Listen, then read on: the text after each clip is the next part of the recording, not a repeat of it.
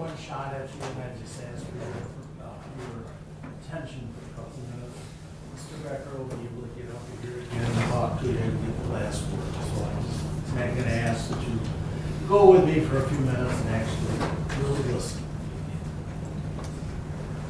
This case went a lot quicker than we thought, but I will try to make it a little bit easier for you to right out of the box. Did Mr. Bernal-Sosa kill his girlfriend? The answer is yes. I'm not going to sit here and insult anybody's intelligence by saying, well, it didn't really happen that way. He told the police as soon as he got arrested, yep, I did it. It took the police 5 minutes of interrogation to break him down. It wasn't much. But he admitted it from the very beginning. And yes, he committed a crime with a felony, so the charge of committing a crime, a felony with a firearm, is also guilty, and he admitted. Don't even have to worry about that. So let's look and see what really happened and what the proper charge is. And we feel the proper charge is manslaughter. Mr.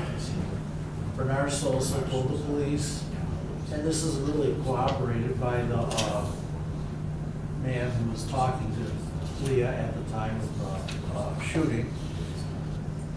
This was all because of jealousy. That was his girlfriend. She'd been cheating on him. He even thought that this person that she was talking to was the one that she was cheating on, although it turns out it wasn't. I don't know if that would make that much difference, because Mr. Bernal-Sosa was jealous, whether it be one person or two, and he calls her to pick up the child. She does.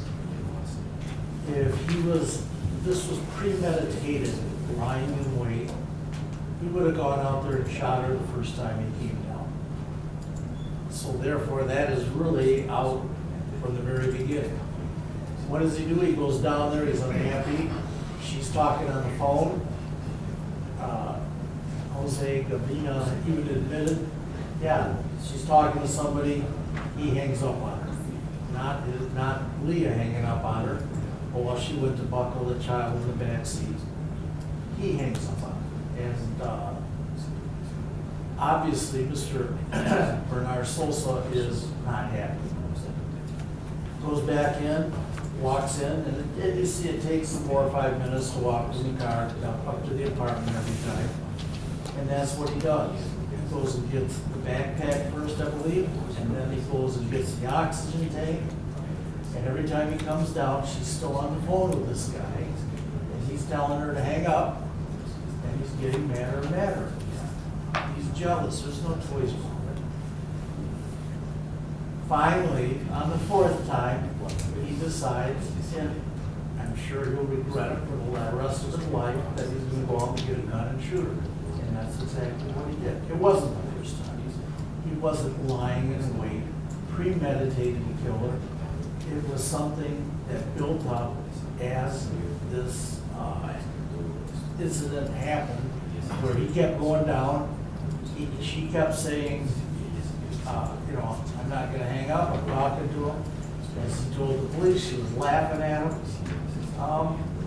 It was something that when he went back in on the 4th time, it took him a minute or two longer than it took him to go up and get the oxygen tank or to get the backpack.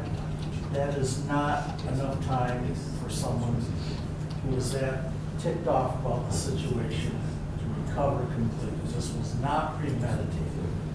And the court will tell you it has to be premeditated, thought out beforehand for it to be murder one. This was not thought out beforehand. This is something that built as he's going down and having contact with her, with the daughter being exchanged. In order to be first-degree murder, the court will instruct you there has to be real and substantial reflection for long enough to give a reasonable person a chance to think twice about the intent to kill. And that's up for you to decide whether it was long enough.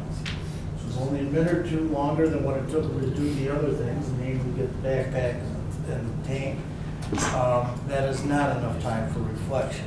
In fact, he got madder and madder as it went along, and that is shown by what happened. Did he actually execute her? Did he go down there and shoot her once? No, he did not. He was 4 feet away, the width of the car. I think that's pretty much established. And what does he do? Does he shoot her once? No. He is so ticked off and in an emotional state.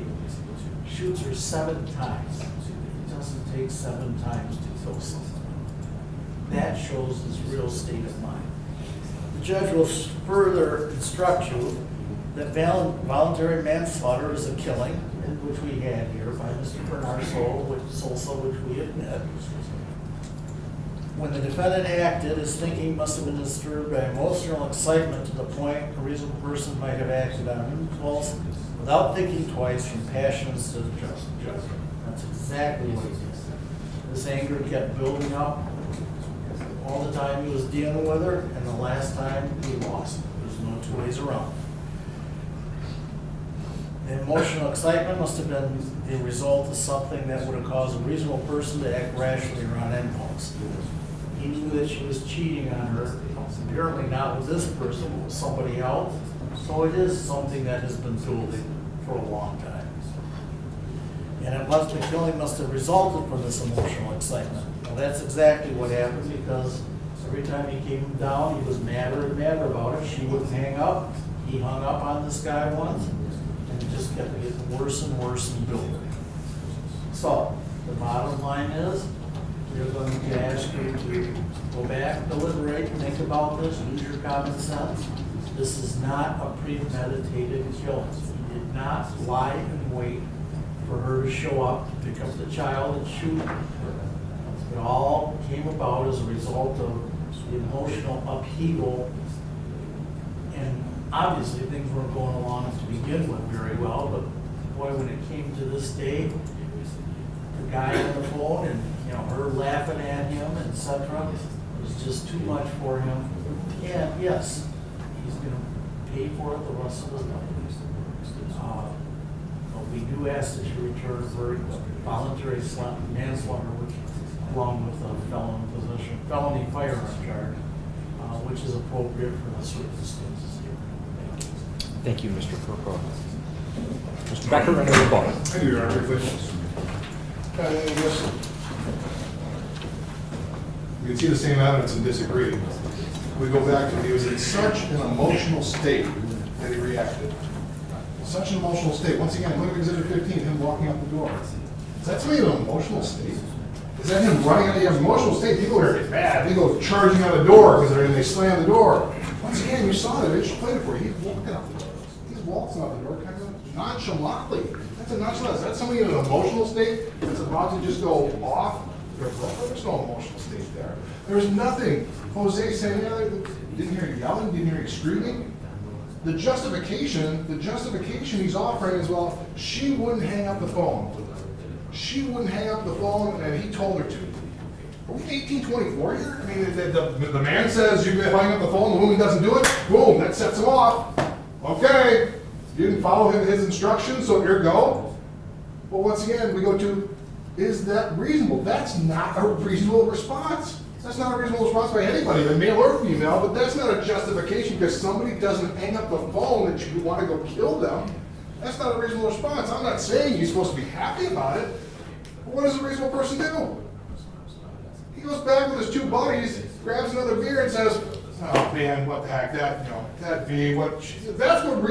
guys do. That's what how many times is there jealousy out there? Reasonable person don't grab an AR-15 and walk out there.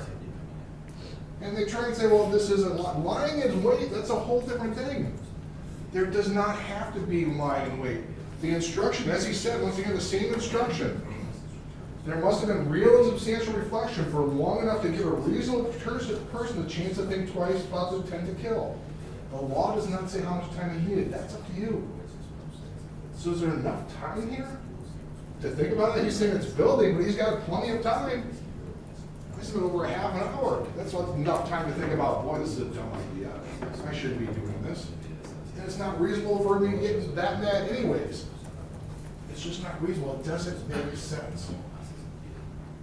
I submit to you one other thing, in terms of it, if this is really an emotional thing, he is so distraught, he is so angry, he's motivated by love.